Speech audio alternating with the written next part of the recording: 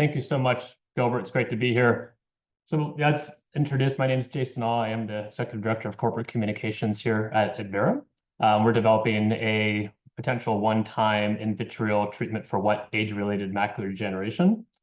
So the standard forward-looking statements and for the presentation today.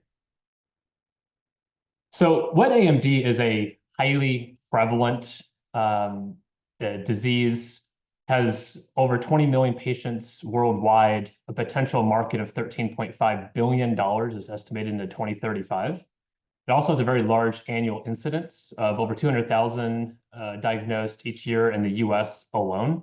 And over 40% of these patients actually develop bilateral disease, meaning if it's in one eye, it can manifest in the other eye.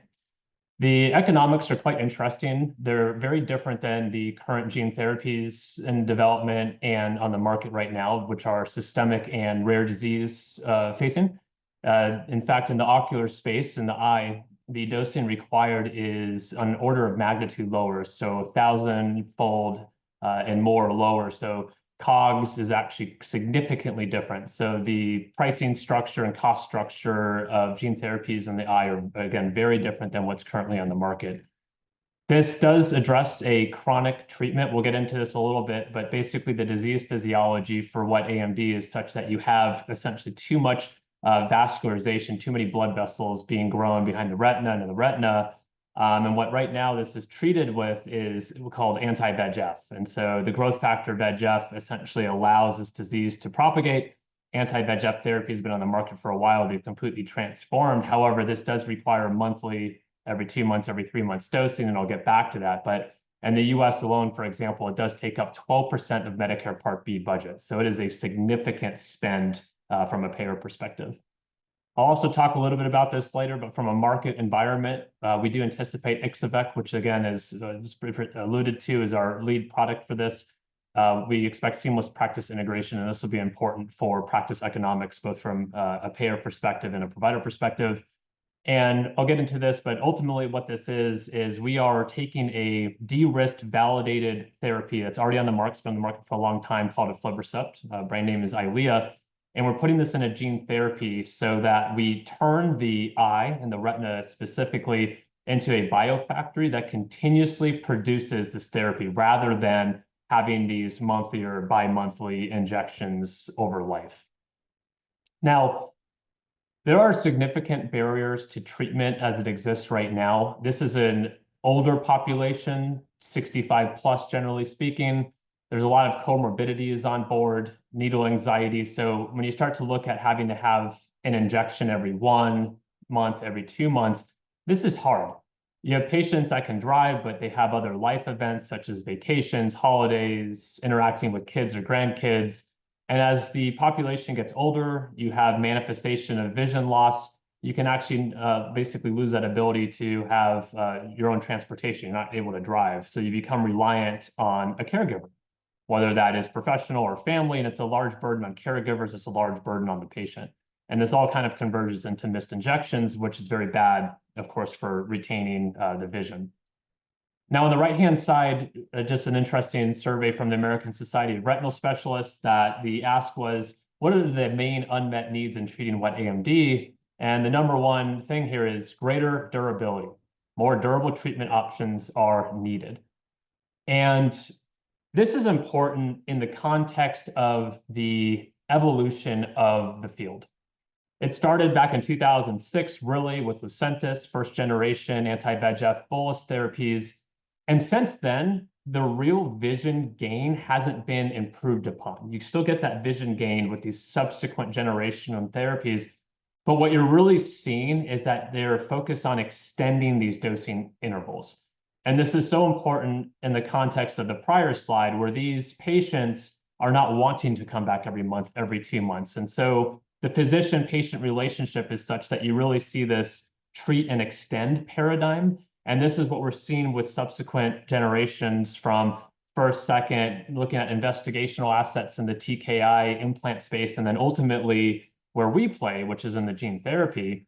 And this really becomes where the value proposition is implemented here, is that Ixo-vec is designed to deliver potential lifelong injection freedom. And this is through this continuous expression of this anti-VEGF protein called aflibercept. So again, really looking at changing this treatment paradigm from a frequent injection to a potential one and done approach. And this is important as existing bolus anti-VEGF treatments do see this initial vision gain, but ultimately in the real world, you see this decline over time. Up to 40% stop anti-VEGF over 2 years, close to 60% over 5 years. This is a combination of these barriers that I talked about a few slides ago. Even those patients that do get that initial vision increase, I'll talk about this a little bit in the next slide, but just based off of how these treatments are oriented that require these monthly doses, it's not optimal. You're still seeing this kind of disease flare, if you will, back up, and then you treat it and it flares and comes back up. So what we're looking at with Ixo-vec is rather than having to do these monthly injections, if you have aflibercept on board permanently, can you bend this curve essentially up so where you have and can maintain that initial gain potentially for life? Now, why is this important? And I alluded to this on the prior slide, is that the current standard of care on the top here is if it's every 4 weeks, 8 weeks, 16 weeks, even some of these investigational assets of 24 weeks, the impact on retinal anatomy is significant. So right now, what you have are these patients that present, they have excess fluid built up in the retina. They'll come in for an anti-VEGF treatment. It'll reduce that fluid and dry them out. Now, aflibercept or whatever anti-VEGF have you on board, there's a half-life to it, meaning it'll disappear over time, as any therapy does, and that fluid will come back. And so you have this kind of oscillating pattern of fluid in the retina, and this is not good. Over time, this actually leads to fibrosis and ultimately vision loss. And so really where the gene therapies come into play, Ixo-vec comes into play, is if you have anti-VEGF always being produced in your eye and you don't have to have these monthly injections, you get a very different outlook on the retinal anatomy where you have stable visual and anatomical outcomes. And you can appreciate this on the bottom in the middle where you have this kind of oscillating pattern to begin with. You have Ixo-vec on board, and then you really have this nice flat, and this is retinal thickness that you're looking at, that it doesn't change from time to time. You don't have this pattern. And ultimately, this is suggestive of disease-modifying effect, when I'll get back into that with our clinical data. And we've already demonstrated, based off of our phase 1 OPTIC trial, of sustained aqueous aflibercept levels now up to 5 years. So how does this work? So we use a well-known and very de-risked, this is very common in the gene therapy space, an adenoviral vector. So what this is essentially a viral capsid. And this is our vehicle for introducing the coding sequence of that protein that I was talking about, aflibercept, into the eye.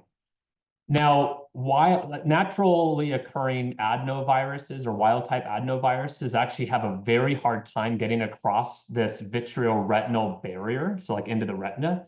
And so what was done is that you do what's called directed evolution, and you can actually change out different aspects of the outside of this capsid until you find something that can get across this barrier called the inner limiting membrane. And what this does, and our one that we went with is called 7M8, you put in, again, this coding sequence, you put this in the eyeball through an in-vitreal injection. So this is essentially what all current anti-VEGF treatments are done by, with this is in-vitreal. So as I said, this will hopefully have seamless integration to practice, the current practice because of that. And then this gets into the eye, and it makes these cells within the eye, within the retina, become these biofactories. And what this does is it has this continuous production and secretion of aflibercept, that anti-VEGF. And this leads to that durable suppression of the abnormal growth vessels, which is, again, causative of this disease pathology that we see in wet AMD. I think it's also important to call out that we're not replacing or modifying an abnormal gene. Again, this is adding this gene that codes for this protein, this anti-VEGF protein. Just quickly, as I alluded to, there's different mechanisms for administration of these therapies. We use intravitreal. It aligns with standard of care today. It's very accessible and scalable. There are other approaches that are more challenging, such as suprachoroidal, that require much higher doses, 25x, up to 25x higher doses. So that has increased risk of inflammation than subretinal, which requires a surgical approach, which has obvious infection limitations, time limitations, and there is long-term kind of retinal atrophy associated with that. I do want to spend just a moment on how this can integrate into the current practice. So this, based off of in vitreal administration, we do believe that this can easily integrate into the current clinical practice and flow with patients, because again, providers are very used to this. Over 6 million in vitreal injections per year in the US alone. So this is very commonplace. Fits within the current buy and bill economics that the practices leverage in this space. And it has the potential to accelerate revenue and profitability and really preserve it. And this is done based off of two reasons here, is that you have patients that come in every month, 2 months, for 1 year, 2 year, 3 years, 5 years, 7 years, and you're pulling that revenue up front. And you're also able to monetize those patients that would otherwise be lost to follow-up. So again, if you remember, up to 40% in 2 years actually drop off for various reasons, almost up to 60% by 5 years. So again, you're pulling that forward. And from a payer perspective, you're reducing ultimate utilization as well as indirect costs, downstream negative ramifications of vision loss, such as a fall, fracture, hip fracture, et cetera. And you're also introducing this level of predictability in managing long-term expenses and patient outcomes from a payer perspective. Now, just to hit some key points here in the data. So we have 2 studies. One was a phase 1 study called OPTIC. One was a phase 2 study called LUNA. I'll go through both. The phase 1 OPTIC is with I'll just be presenting the 2E, 2 times 10 to the 11th dose, because that's closest to the go-forward dose that we used in the phase 3 study. But we saw long-term benefit through at least 4 years follow-up. The most important piece of this is that nearly 50% remain injection-free through 4 years. So 50%. And also we see that the proportion of injection-free patients actually increase over time. So again, this is going back to, it's suggestive of a disease-modifying effect. And this is really due to eliminating, again, that oscillating fluid that I presented earlier. We see maintained anatomic and visual endpoints as measured by best corrected visual acuity on the bottom left side of the screen, as well as the central subfield thickness, the CST measure, also on the bottom left. We see an over 80% reduction in annualized anti-VEGF injections every year, and it has a well-tolerated safety profile. The LUNA study was a double-masked phase 2. This is the 52-week data that's presented here in hard-to-treat 6E10 patients. The dose is 6E10. I'll come back to this a little bit later too, but in hard to treat, so these are patients that had around 10 annualized injections the year before. So these are, heavy burden here, that we're seeing over 50% injection-free rate. And for those patients that have a little bit lower treatment burden, we're seeing 75% injection-free. So again, this is, this is essentially best-in-class efficacy that we're seeing, very meaningful injection-free rates for these patients. We're again seeing data that's aligned with the OPTIC in this phase 2 with an over 80% reduction in annualized anti-VEGF injections. And we're maintaining the BCVA, that best corrected visual acuity, and the retinal thickness, which is also consistent with OPTIC. Importantly, we see no new onset of inflammation after week 30, and no participant had inflammation at or beyond week 52. Now, very unique to LUNA, we had a pre-specified patient preference survey. So this is not just unique to LUNA, this is just unique in the field. That on the bottom here, that 100% of patients in this dose that moved into the phase 3, the 6E10 dose, 100% preferred Ixo-vec to their prior standard of care, supported its use bilaterally. So again, this is if a patient had disease manifesting in the other eye, they would want to use it. And 100% would recommend it to others, friends and family. So, again, everything comes back to patient, what the patient is, what's best for the patient. And clearly the preference for Ixo-vec as manifested in this survey provides a lot of confidence to us that we're providing a very valuable asset here. Now, I'll just kind of close on a few slides here that we are and have moved into our global pivotal program. So there's two phase 3 studies, two confirmatory phase 3 studies. We have started one of them called Artemis a little bit earlier this year. It's enrolling extremely well, moving forward really well. We anticipate in the second half of this year to start Aquarius, which was going to be global in nature. So Artemis is in the US, Aquarius would be conducted globally. And I wanted to highlight and just pull through the Luna data that in the real world, there's quite a distribution of injection burden where some patients only require 1 every year, some require up to 13. And again, based off the Luna data, that we saw an over 50% injection-free rate in these hard-to-treat patients that had 10 injections in the prior year. So in the Artemis phase 3 trial, why this is important is that we're enrolling both treatment-naive and treatment-experienced patients. So this trial is really designed to generate a robust data set that reflects real-world patient populations. So to close, we have a very differentiated approach here at Adverum with Ixo-vec, is that we're vectorizing. So again, adding that gene sequence for a proven anti-VEGF protein of aflibercept that's been used in over 70 million eyes around the world for years. We have the evolved capsid, the adenoviral capsid, that's the gold standard for retinal transduction.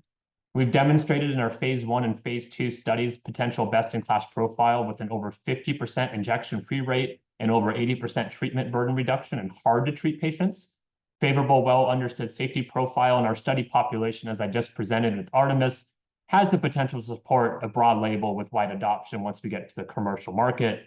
We have extremely strong patient preference where we have near unanimous and actually unanimous with the go-forward dose in phase 3 for Ixo-vec over their prior treatments. And we do anticipate Ixo-vec to seamlessly integrate into the evolving retina practice model.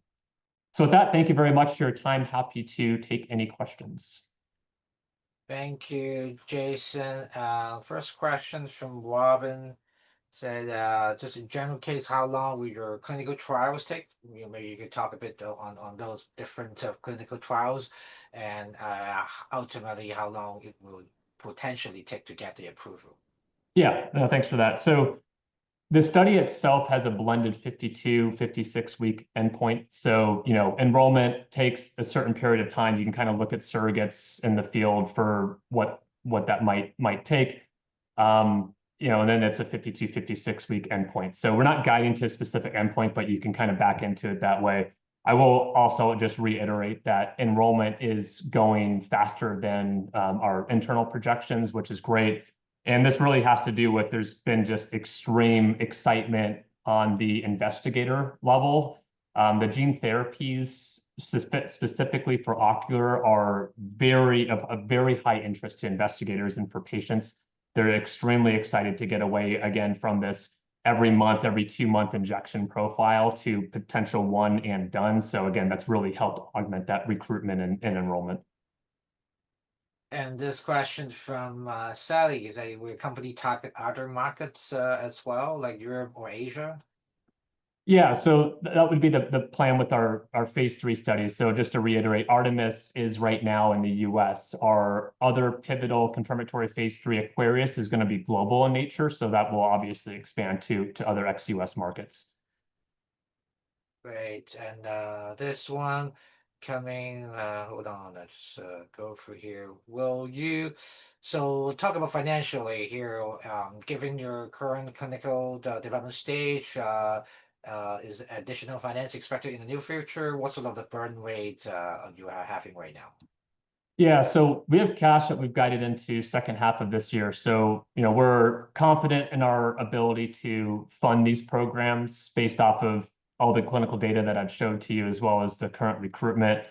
We have various levers available to us that we are pursuing. That's, inclusive of equity financing, business development with ongoing conversations.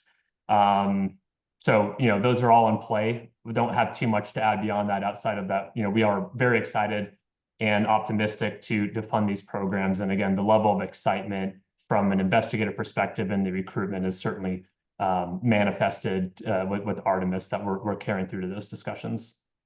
Great. Last question here. Is there any sort of similar companies or clinical trials running sort of in terms of similar to yours or in terms of a competition level? Yeah, so there's a couple other companies in the space. So there's probably three companies that are really pursuing this gene therapy approach for wet AMD in the ocular space. There's other competitors in the TKI space, kind of the implantable TKI space. That's again, that's kind of the dosing interval of every 26 weeks, where the gene therapy again is really focused on that one and done.